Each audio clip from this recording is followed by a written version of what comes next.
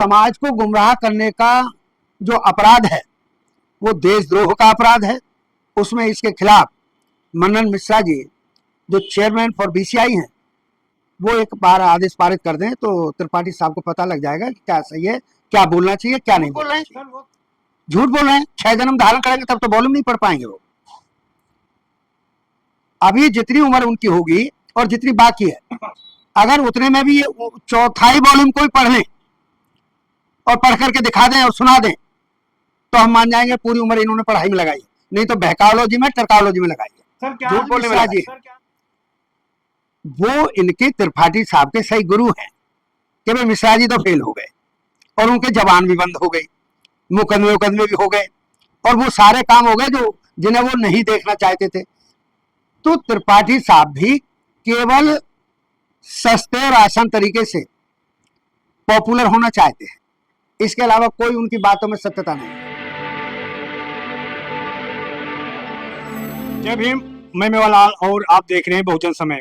साथियों, मुद्दा बहुत टिपिकल है और देश में बड़ा इस पर उबाल है और इसको समझने जानने के लिए एडवोकेट सुरेश चंद्रा है, इनसे समझने के लिए आया हूँ कि आखिर जो देश में चल रहा है इसको कैसे देखते हैं कि आज बाबा साहब को और बाबा साहब के संविधान को कमज़ोर करने के लिए तरह तरह के लांछन, तरह तरह के उदाहरण पेश किए जा रहे हैं। समाज को बताया जा रहा है कि बाबा साहब ने कुछ नहीं संविधान में किया, 90% जो है BN राव ने काम किया और 10% काम जो है सबको मिलाकर के काम किया है। इस तरह से बाबा साहब का कोई योगदान संविधान में नहीं है, फिर भी बाबा साहब को हाईलाइट किया जाता है कि संविधान बाबा साहब ने लिखा है। एक है पंकज त्रिपाठी एडवोकेट लखनऊ के, उनका एक मैं वीडियो देखा, उसी वीडियो के आधार पर मैं आज सुरेश चंद्र से समझूंगा कि आज उनका कहना है कि आज ब्राह्मणों के साथ बहुत बड़ा अन्याय हो रहा, धोखा हो रहा है। पहली बार तो सबसे पहले आरक्षण के रूप में उनको दबाया गया, फिर SC ST एक्ट के रूप में, अब UGC ला करके उनके ऊपर थोपा जा रहा है, उनको सताया जा रहा है और उनको चुनाव लड़ने के से रोका जा रहा है कि जो आरक्षित सीट SC ST के दे दिया जाता है उनको बाधा उत्पन्न कर दिया है कि आप चुनाव नहीं लड़ सकते। सर, एडवोकेट सर, मैं आपसे जानना चाहूँगा कि जिस तरह से पंकज त्रिपाठी का कहना है सर कि एक उन्होंने पत्रिका निकाली है तो उस पत्रिका में बाबा साहब का फोटो गायब कर दिया है, वहां पर BN राव लगा है, इसका मतलब आप क्या समझते हैं सर? जो भी आदमी है, चाहे वो त्रिपाठी है या कोई और लोग हैं, अगर उन्होंने अपनी मैगजीन में बाबा साहब का फोटोग्राफ हटा करके संवैधानिक जो प्रक्रिया की बात है कि संविधान किसने बनाया, कैसे बना, क्या हालात रहे, और उसमें किसी BN राव का नाम लिया, और यदि वो एडवोकेट है आपके कहने के मुताबिक, तो मैं तो उसको कुछ कहने से पहले जो आज BCI bar council of India के जो चेयरमैन है मिस्टर मनन मिश्रा जी, जब वो औरों के एनरोलमेंट रोक सकते हैं, ऑर्डर कर सकते हैं, तो ऐसे आदमी का लाइसेंस, एडवोकेसी का लाइसेंस समाप्त कर दें, कैंसिल कर दें, क्योंकि उन्होंने समाज, जैसा आपने कहा, समाज को गुमराह करने का काम है। कि BN राव जब आपने 1950 में 26 जनवरी 1950 में देश में लागू कर दिया, उससे साल 11 महीने 18 दिन में कॉन्स्टिट्यूशन तैयार हो पाया। तो इसका मतलब हुआ कि 1950 से पहले 46, 47, 48, 49 जाती है। तो इससे लेकर के आज तक ये जो आज का माहौल है, इस समय को छोड़ दें, ये लोग कहाँ चले गए थे BN राव का नाम लेने वाले? BN राव का नाम कहीं मेंबरों में पाया जाता है, मुख्य भूमिका में नहीं है, इसलिए वो समाज को गुमराह कर रहे हैं। समाज को गुमराह करने का जो अपराध है वो देशद्रोह का अपराध है। उसमें इसके खिलाफ मनन मिश्रा जी जो चेयरमैन फॉर BCI हैं वो एक बार आदेश पारित कर दें तो त्रिपाठी साहब को पता लग जाएगा कि क्या सही है, क्या बोलना चाहिए, क्या नहीं बोलना चाहिए। सर, वो कह रहे हैं कि हम बाबा साहब का सारा बैलूम पढ़ा हूँ, सारा संशोधन पढ़ा हूँ, तब इस निर्णय पे आया हूँ। ना, वो झूठ बोल रहे हैं, झूठ बोल रहे हैं। 6 जन्म धारण करेंगे तब तो वॉल्यूम नहीं पढ़ पाएंगे वो। अभी जितनी उम्र उनकी होगी और जितनी बाकी है, अगर उतने में भी ये चौथाई वॉल्यूम कोई पढ़ ले और पढ़ करके दिखा दें और सुना दें तो हम मान जाएंगे पूरी उम्र इन्होंने पढ़ाई में लगाई, नहीं तो बहकाओलॉजी में टरकाओलॉजी में लगाई है, सर क्या झूठ बोलने में लगाई। सर क्या अनिल मिश्रा पहले आए, बाबा साहब से पंगा लिया, अब पंकज त्रिपाठी बाबा साहब पंगा लेकर क्या संसद और विधान परिषद में जाना चाह रहे हैं? बिल्कुल आप ठीक याद दिलवा रहे हैं। वो जो अनिल मिश्रा है वही तो इसका गुरु है। लोग, सुनने वाले लोग मेरी भाषा को चैलेंज कर रहे होंगे, कहेंगे कि कैसे बोल रहे हैं, क्योंकि मैं एक कानून का विद हूँ, मैं भी एडवोकेट हूँ, मुझे ऐसी भाषा नहीं इस्तेमाल करनी चाहिए। तो जो अनिल मिश्रा जी हैं वो इनके त्रिपाठी साहब के सही गुरु हैं कि भाई मिश्रा जी तो फेल हो गए और उनके जबान भी बंद हो गई, मुकदमे भी हो गए और वो सारे काम हो गए जो जिन्हें वो नहीं देखना चाहते थे। तो त्रिपाठी साहब भी केवल सस्ते और आसान तरीके से पॉपुलर होना चाहते हैं, इसके अलावा कोई उनकी बातों में सत्यता नहीं। और झूठ बोल करके अगर मैं किसी की भावना को ठेस न पहुंचे तो इन्होंने झूठ फरेबी का ही तो खाया है। क्या किया है पूरी जिंदगी? झूठी कहानियां, धर्म में इनकी कोई आस्था नहीं, कोई कर्तव्य नहीं, कोई काम नहीं, झूठ का खाया है। उसी झूठ को अब ये असरदार बनाने के चक्कर में है। क्या सर बाबा साहब ने SC ST OBC को बांट दिया? पहले सब मिलकर एक साथ आते थे। देखिएगा, पहले सही शब्द था शूद्र। संविधान लागू होने से पहले इस देश में, भले ही जब तक बाबा साहेब अपना संविधान लिख रहे थे, शूद्र शब्द इस्तेमाल होता था। टॉप पे 4 वर्णों में बांट रखा था समाज को, ब्राह्मण, क्षत्रिय, वैश्य और शूद्र। लेकिन जब उस दौरान आंदोलन चला, बाबा साहेब ने अपनी बात ब्रिटिश गवर्नमेंट के सामने कहना शुरू किया और अपने जो पूना पैक्ट के तहत भी 1932 से 34 तक जो पूना पैक्ट हुआ उसमें जो शिकायतें रखी गई और शर्तें रखी गई, बाबा साहेब की तरफ से शर्त तो नहीं कहते, वो मांग रखी गई ब्रिटिश गवर्नमेंट से, तो उसमें जो 1935 में एक्ट लागू हुआ, उस एक्ट के तहत ब्रिटिश गवर्नमेंट ने ये कहा कि आप उन जातियों की लिस्ट बनाइएगा जिनके साथ जातीय आधार पर भेदभाव होता है, अन्याय अत्याचार होता है, व्यभिचार होता है और उनसे बेगार ली जाती है, बेइज्जत किया जाता है, उनकी एक लिस्ट बनाओ। बस उस दिन से सही मायने में जो लिस्ट की अंग्रेजी शेड्यूल, जो उस शेड्यूल में आ गए शेड्यूल कास्ट। अब कास्ट में भी 2 तरह की, कि भाई जो अति बिल्कुल वनवासी थे, ट्राइब, तो वो आ नहीं पाते थे सामाजिक जीवन में। सर मेरा सवाल नहीं आ पा रहा है उत्तर। मैं कह रहा हूँ कि बाबा साहब ने समाज को बांटा है 4 वर्णों में या सब पहले एक होते थे? नहीं, बाबा साहेब ने नहीं बांटा, बांटा तो मनु ने है, जो इनका सरगना रहा, इनका आदर्श रहा। क्यों? SC ST OBC में तो बाबा साहब ने बांटा ना। नहीं, शूद्र समाज को बाबा साहेब ने उस तरीके से जो मतलब वो किया, प्रचलित किया, और प्रचलित क्या, जिन्होंने बात मानी। आप ये कहते हैं कि नहीं साहब सवाल का उत्तर नहीं आ रहा, मैं ये कह रहा हूं उस दौरान के हालात में जाओ ना, जब बाबा साहेब को जिम्मेदारी दे दी कि भाई एक शेड्यूल बनाइएगा, उस शेड्यूल के मुताबिक जिन लोगों ने बात मान ली। लेकिन कहा जा रहा है कि बाबा साहब ने SC ST OBC में बांटा है। नहीं, शूद्र समाज को उन्होंने कैटेगराइज किया, कैटेगराइज भी नहीं कहेंगे इसको, सही मायने में इसको बांटना होता है, इसको बांटना होता है कि जोड़ना होता है? उनको पहचान दी है, नहीं तो बटा हुआ तो पहले मनु ने बांट रखा था 4 वर्णों में। ये बांटना हुआ, जोड़ना हुआ सर।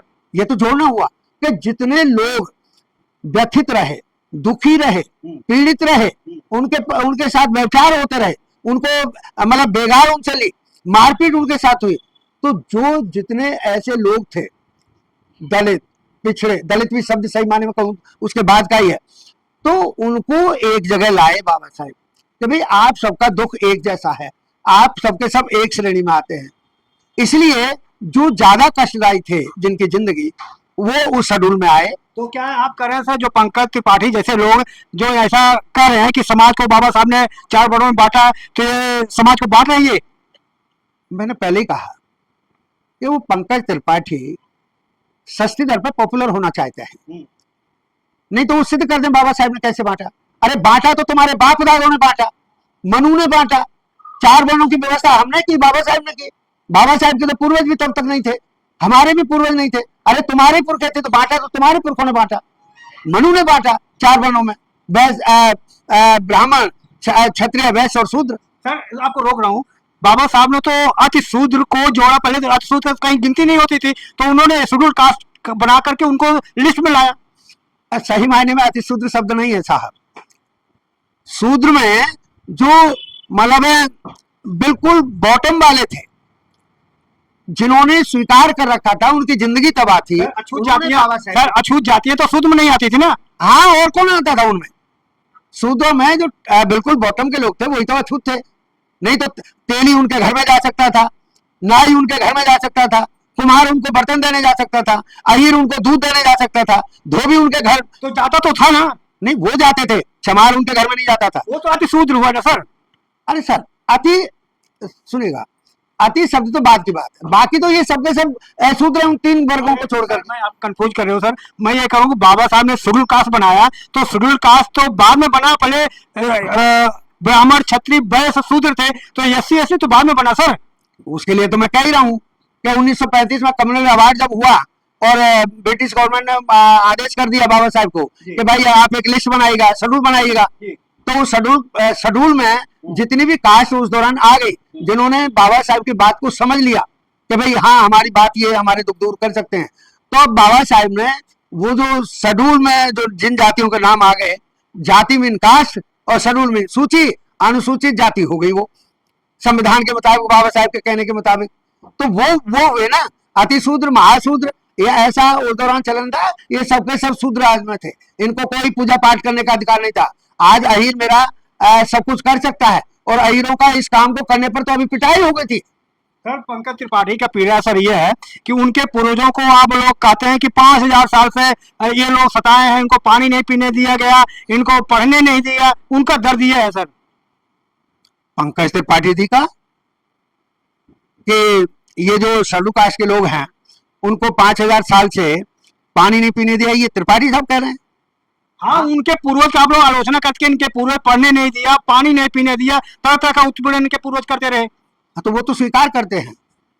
त्रिपाठी साहब तो अब कह रहे होंगे जो विद्वान ब्राह्मण है, जो विद्वान ब्राह्मण है, वो आज हमारे जैसे आदमी के सामने जब बात करते हैं तो वो स्वीकारते हैं, वो कहते हैं कि भाई वकील साहब, यार गलती तो हमारे बड़े बुजुर्गों ने की है, आप हमको क्यों ऐसा ऐसा सुनाते रहते हो। अच्छा भाई, यदि आपके बड़े बुजुर्गों ने गलती की है तो उस गलती को हम सुधारने में लगे हैं, तो आप भी हमारे साथ हो जाओ। तो आज जो विद्वान ब्राह्मण है वो आज इस पाप को धोने में लगा है, जो पाप उनके पुरखों ने किया है। सर उनका कहना है सर, ये सब इतिहास में घाल-मेल किया है, जो आक्रांता है तो इतिहास में उल्टा सीधा लिख दिया और सब यहाँ पर बराबर रहते थे। नहीं, इतिहास किसने लिखा? इतिहास बाबा साहब ने नहीं लिखा, इतिहास इन्हीं के पुरखों ने लिखा। लिखा आक्रांता है, उसमें चेंजिंग करके उल्टा सीधा लिख दिया सर। नहीं तो फिर इन्होंने लिखा ना, ये अपने किए हुए कर्मों पर रोएं, पछताएं। अरे सबसे बड़ी समस्या यही है आज कि ये जो लोग हैं जब दुखी हो रहे हैं, और दुखी होने पर क्या है कि जब इनके पुरखों को और पुरखों के साथ आने वाले आक्रांता किनको कह रहे हैं ये तो जानेंगे, लेकिन यदि इस्लामिक इधर लोग आए, इस्लाम धर्म के मानने वाले लोग आए, तो हम उनको आज तक जाने हो न जाने हो, लेकिन इन्होंने अपनी लड़कियां ब्याह करके उनको रिश्तेदार बनाया है। तो ये अपनी गलती को रोएं। हमारी तो कोई बहन बेटी ना तो उनको कहीं पसंद आई, ना हमारी बहन बेटी इतनी सुंदर हो पाई उस दौरान, हम भी सुंदर नहीं हो पाए, हमारे बाप दादा भी नहीं हो पाए। तो उन इस्लाम मत के जो जिनको ये आकांक्षा कह रहे हैं, इनके राजा रहे हैं, इन्होंने उनके यहाँ गुलामी की है, इन्होंने उनके यहाँ पर जाकर के कारिंदा का रोल किया है, पूरे राजे महाराजे बन करके रहे। तो गलती तो इनकी है, अब ये अपनी गलती पे पछता रहे हैं। अब उसमें हम क्या कर सकते हैं? इतिहास हमने नहीं लिखा, हमारे बाप दादाओं ने लिखा। इतिहास लिखा तो इन्हीं के बाप दादाओं ने लिखा। और अभी थोड़ी देर पहले जो आप लोग बात कर रहे थे, तो उस पर गूगल पर ऐसा लिखा हुआ, गूगल पर कौन लिख रहा है? आज भी इतिहास उठा करके देख लीजिएगा। सर ये कर रहे हैं सर, ये जो बाम साहब जैसे संगठन है सर, ब्राह्मणों को विदेशी बताते हैं। क्या ये सही नहीं है कि इनके पूर्वज डिस्कवरी ऑफ इंडिया, बोलगा से गंगा, सत्यार्थ प्रकाश, वेद तिलक ने लिखा है, इसमें तो लिखा नहीं कि विदेशी है ये। नहीं नहीं, कौन कहता है? डिस्कवरी ऑफ इंडिया को पढ़ो, जवाहरलाल नेहरू जी ने लिखा है कि हम आर्यन लोग हैं।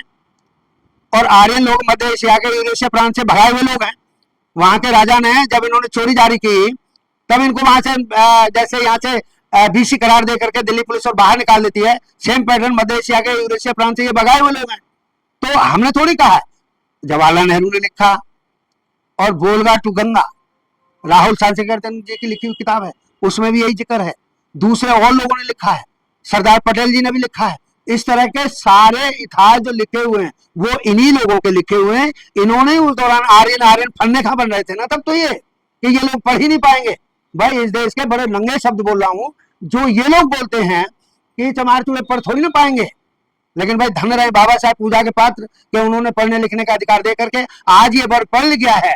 तो जब पढ़ लिख गया है तो इनके इतिहास को पढ़ना शुरू कर दिया है, तो इनकी जो खामियां हैं उनको अब हम लोग उजागर करने लगे। और बामसेव का मतलब किसी ब्राह्मण को गाली देने का मतलब नहीं है, किसी क्षत्रिय को बदनाम करने का वो नहीं है, काम नहीं है, किसी बनिया को चोर और वो कहने का बात नहीं है। अरे बामसेव तो ये है कि backward including SC and ST and minorities communities employees federation.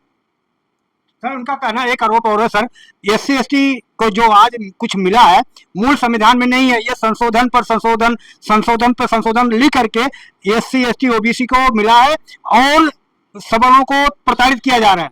ना वो गलत कह रहे हैं, चाहे वो त्रिपाठी साहब हो चाहे और कोई पाठी साहब हो, वो झूठ बोल रहे हैं। वे संविधान पढ़ें, मेरा चैलेंज है।